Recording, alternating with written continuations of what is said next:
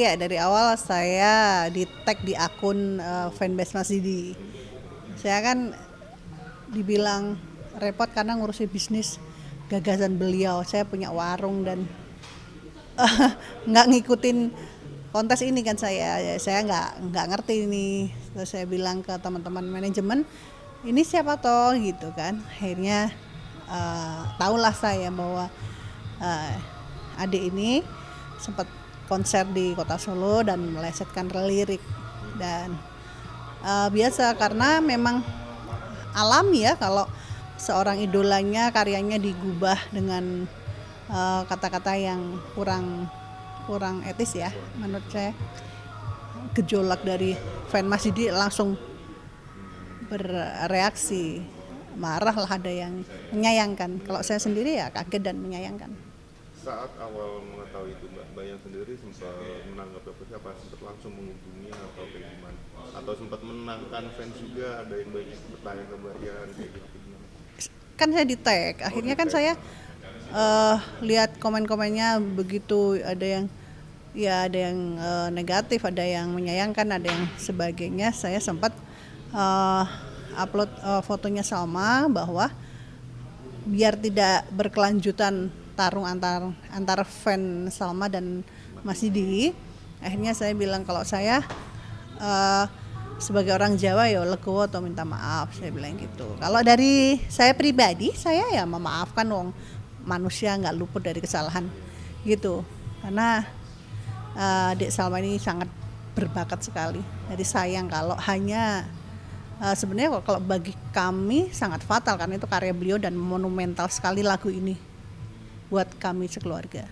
Mbak, sempat akhirnya Mas Identi sempat dari pihak sama hubungin Bayan sendiri, sempat ingin bertemu atau gimana sampai akhirnya bertemu.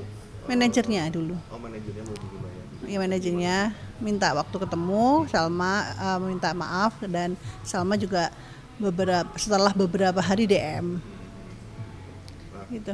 dari pihak sama sendiri sempat mau ketemu di mana juga akhirnya di Jakarta gitu, sempat sama sendiri katanya mau ke Solo ya, nyamperin langsung ke Solo atau gimana? Iya, mereka sudah janjian karena saya ada sedikit kerjaan yang harus saya tanda tangani di Jakarta, di kantor pengacara saya ada sedikit kerjaan. Akhirnya daripada dia bolak-balik wirawiri ke Solo, kita ketemu di Jakarta. Ya, dan saat pertemuannya sendiri Mbak Yan, seperti apa sih obrolannya gitu, dan mungkin sempat diskusi apa juga sih ya, akhirnya ada ngasih nasihat juga kesal mana gitu Mbak? Ya, ketemu silaturahmi, ya, obrolan kami sangat hangat sekali karena memang dari awalnya saya sudah memaafkan dan dia meminta maaf langsung ke saya, dan saya bilang karena masih riweh sekali di sosmed antara fan Salma dan fan Didi Kempot, dan takutnya ada yang nyelip di antara kasus ini untuk menghajar Salma, kan kasihan. Daripada itu, nah secara legowo kita foto ataupun kita bikin video, kita upload di dia upload di feed ataupun di reel Instagram, itu bukti bahwa dia sudah ketemu saya gitu. Harusnya seperti itu. Tapi baru kemarin cuma foto bareng ya Mbak. Untuk ini sempat ada ini nggak Mbak, maksudnya Mbak Yan sendiri juga ibarat masih masukan ke sama untuk membuat video klarifikasi lah atau untuk diupload gitu kayak gimana? Iya, sebenarnya Salma langsung nge-tag tapi di story kan nggak bertahan lama ya, yang belum nggak lihat ya nggak lihat gitu. Jadi kalau saya pribadi saya udah maafkan, tapi kan kalau teman-teman yang lain, kalau yang belum lihat kan terus menanyakan kepada saya gitu. Alangkah baiknya diupload di Alangkah baik. di feed sekalian ya, biar akhirnya Betul. dari fansnya Mas Didi sendiri juga bisa melihat ketulusan dari permintaan Mas Alma ya gitu ya Mbak. Iya, iya, iya. Dan saat itu sendiri Mbak, pertemuan sendiri melihat sosok sama kayak gimana Mbak? Maksudnya kayak dia sempat jelasin juga nggak sih kronologinya sampai akhirnya berubah kayak gimana? Kalau penjelasan di konsernya dia tidak penjelasan, ya kepleset aja, khilaf aja gitu. gitu, dan itu terjadi apalagi di kota Solo, di kota Solo. kotanya lagunya sendiri Oke, gitu. Mbak Yan, kalau bicara dari kasus ini sendiri Mbak Yan, maksudnya mungkin untuk para penyanyi lain sendiri alangkah baik seperti apa sih, apalagi terutama untuk membawakan lagu Mas Didi sendiri itu kan balik lagi harus gimana sih Mbak? Apakah keaslian ini dijaga atau seperti apa sih? Iya, ya, sebaiknya keaslian dari lirik penciptanya dijaga. Cuman kalau memang diganti dengan alasan lebih manis ataupun ada sinonimnya, tidak negatif, tidak anonimnya, tapi sinonimnya boleh-boleh saja. Itu kreativitas si penyanyi sendiri. Cuman tidak lepas dari arti dari ciptaannya, sang penciptanya sendiri itu. Gitu. Oke, Mbak, sempat untuk masalah ini sendiri dari teman-teman fans sendiri sempat ini ada sih Mbak kayak kepikiran bahwa ke jalur hukum atau emang nggak ada sama sekali dan balik lagi kayak gitu. Iya, karena tadinya saya tidak berpikir untuk jalur hukum ya. Setidaknya kan ini kan melanggar UU IT ya. Iya. Gitu. Tapi setelah dari manajemen dan Salma berniat untuk meminta maaf, ya kami sebagai manusia biasa kita maafkan aja, asal ya yang tadi gitu. Oke Mbak, bicara di kasus apa namanya untuk case ini sendiri ya Mbak, maksudnya untuk Salma nasihatnya apa sih Mbak, sempat ngasih nasihat juga nggak sih ke Salma sendiri? Ya, saya tergerak untuk memaafkan lebih awal sebelum dia minta maaf. Karena apa? Fansnya sangat sayang sekali sama Salma. Jadi kamu jadi juara satu pun tidak luput dari perjuangan mereka untuk ngevote sekian lama. Dia berharap fansnya lebih baik. Dia baik memintakan maaf ke saya, DM ke saya itu sampai larut malam memintakan maaf. Jadi konsekuensinya ya Salma harus menjadi terbaik gitu, terbaik dari fan-fannya gitu. Jadi tidak luput dari apalagi dia aslinya di Jawa ya.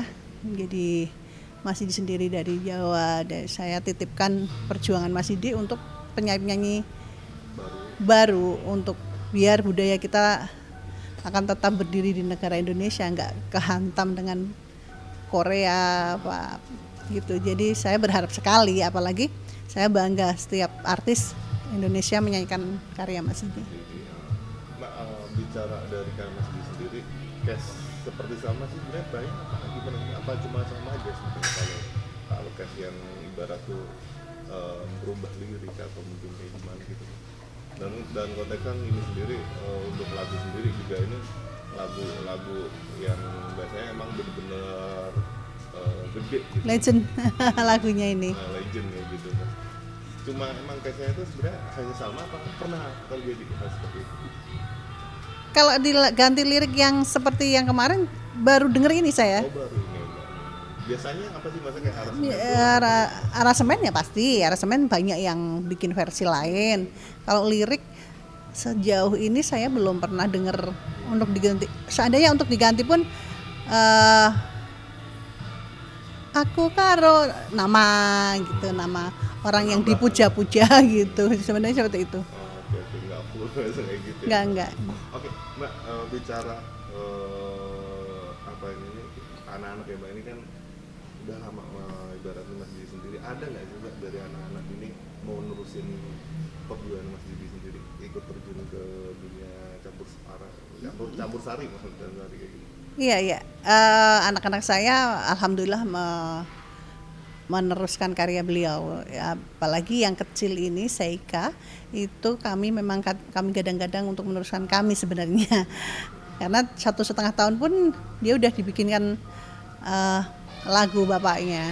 Tapi akhirnya si Saka yang pertama ini memang 3 hari setelah bapaknya meninggal, dia kok punya tekad untuk ikut terjun di dunia musik. Jadi tinggal yang pasti kami tidak memaksa, yang pasti kita tinggal support, tinggal mengarahkan aja. Alhamdulillah sudah ada beberapa single yang masih banyak teman-teman saya yang bantu untuk ke nasional. Ada Ruben Onsu, waktu itu sempat diduetkan sama veteran Onyo ya, sama Onyo itu dua single alhamdulillah trending waktu itu. gitu. Tinggal melanjutkan aja, merilis ulang semua karya-karya papahnya. Dari anak-anak sendiri berat ya Mbak, maksudnya ibarat ini bawa nama besar papahnya ini Mbak, Mas Didi Kempot sendiri kan susah nggak sih Mbak? Maksudnya ada kan biasanya masih anak-anak ya, biasanya kayak aduh biasanya kayak ini gadang-gadang the next kayak gitu. Iya, iya. Sempet ini nggak Mbak? Atau mungkin dia optimis sih gitu. Dia optimis aja karena mereka sudah disenjatai beberapa top hit papahnya gitu. Dari awal tuh sempet Ya kan ada yang ngebum itu hampir 15 top lagu kan. Tinggal ini aja. Saya bilang lihat konser-konser papah dan pelajari dan kenapa papah bisa seperti itu. Jadi kami kasih kekuatan biar tidak minder ataupun apapun.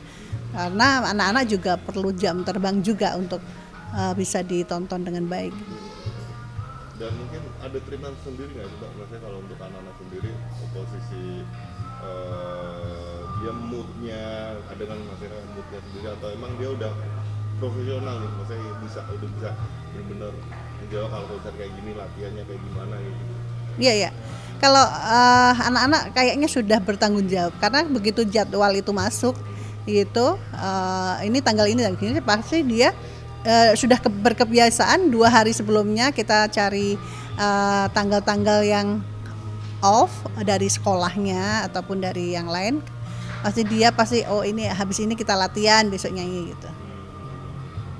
Terkadang masih sering nggak Mbak, maksudnya anak-anak sendiri kayak ibarat cerita mengenai papa kayak gitu, namanya dulu papa gimana sih gitu ya, maksudnya kayak melihat dulu seorang Didi Kempot sendiri perjalanan karirnya dari bawah misalnya sampai akhirnya bisa kayak gitu Mbak.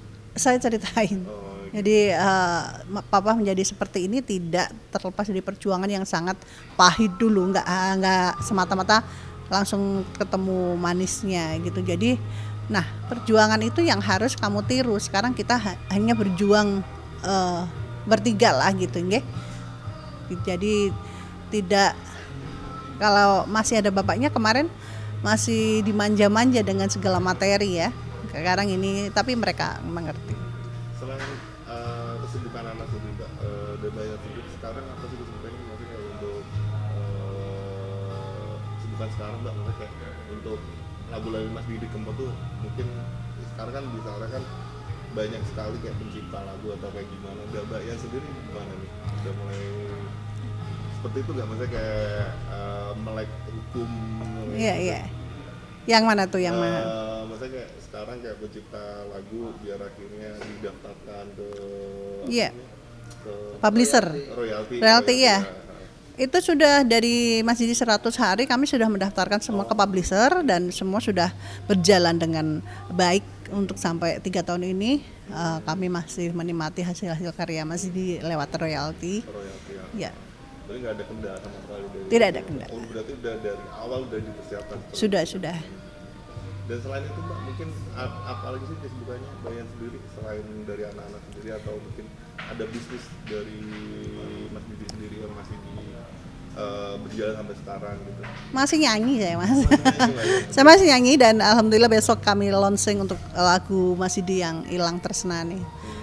Kami kalau nggak saya sesuai dengan liriknya ya, kalau kami recycle ulang itu anak-anak juga merecycle ulang sesuai dengan umurnya.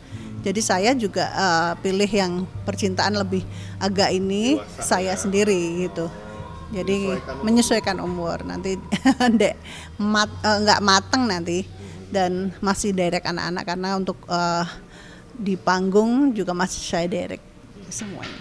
Kesusahan nggak Mbak sih, maksudnya kayak ibarat Mbaknya sendiri masih terjun di nyanyi sedangkan anak-anak juga akhirnya ngikutin gitu untuk jadwalnya sendiri ngatur, pasti Mbaknya juga akan terjun selain jadwalnya kesibukan Mbaknya juga ngikut terjun kesibukan anak-anak juga gitu, sulit nggak sih?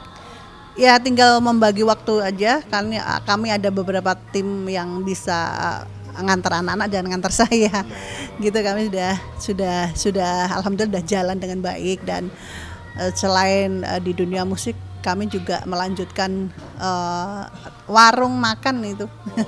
Ada DKV Solo Resto, itu gagasan Mas Didi dari sebelum beliau meninggal 1 tahun. Akhirnya kami selain masih ngumpulin uang juga masih ngontrak-ngontrak dulu. Saya dirikan DKV untuk selain untuk base camp teman-teman pasukan Ambyar juga untuk bahwa inilah resep diri kempot gitu. Terakhir Pak, mungkin pengen nggak sih Pak kayak bangun museum juga untuk Mas Didi contohnya kayak gitu? Apa? Kayak ibarat mendirikan museum kayak ibarat ini. Kan aku udah punya, Mas. Udah ada ya Mbak? Maaf. Saya udah punya museum dari saya sendiri untuk hadiah ulang tahun Mas Didi kedua tahun meninggal dan diresmikan langsung oleh Pak Wali, Pak Mas Gibran ya. Sudah masih banyak teman-teman fan dari luar Jawa, luar kota yang berkunjung ke sana untuk obat kangen.